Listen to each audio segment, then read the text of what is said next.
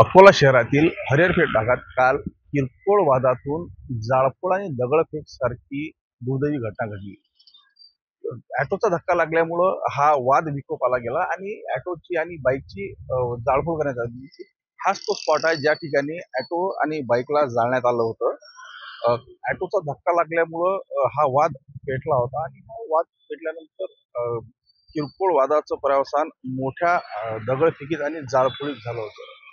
ज्यावेळेस ही घटना घडली त्यावेळेस या संपूर्ण परिसरात काल तणावाचं वातावरण निर्माण झालं होतं.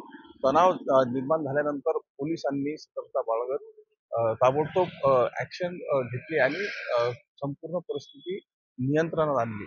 मात्र काल रात्रभर या ठिकाणी तणावाचं वातावरण होतं. तणावपूर्ण शांतता होती. मात्र काल जेव्हा दगडफेक झाली होती तर आपण हा रस्ता बघू शकतो. याच रस्त्यावर काल पूर्ण दगडांचा खच साचलेला होता. पूर्ण रस्त्यावर दगडच दगड होती. दोन गट आमने सामने आल्यानंतर त्यांनी एकमेकांवर दगडफेक केली होती.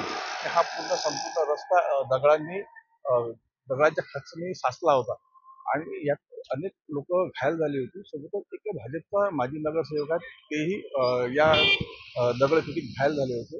जवळपास 15 ते 20 लोक या दगडफेकीत घायल झाल्याची माहिती आहे आणि या प्रकरणी पोलिसांनी रात्रभर स्विंग ऑपरेशन चालवून 17 जणांना अटक केलेली आहे आणि 4 गुन्हे दाखल या प्रकरणात केलेले आहेत. आता सध्या तणावपूर्ण वातावरण असलं तरी ठिकठिकाणी या परिसरात पोलीस तैनात आहेत.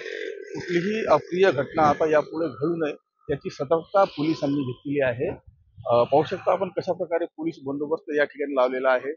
पोलिसांची व्हॅन या ठिकाणी आहे, ज्या व्हॅनला कॅमेरा लागलेला आहे. या कॅमेऱ्याच्या सहाय्यानं पोलीस सर्वत्र आता लक्ष ठेवून आहेत.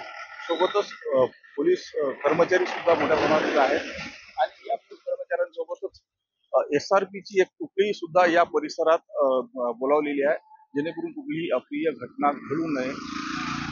हा परिसर आहे मागच्या गेल्या वर्षी सुद्धा याच परिसरात अशा प्रकारे राडा झाला होता. जाळपोळ तोडफोड झाली होती.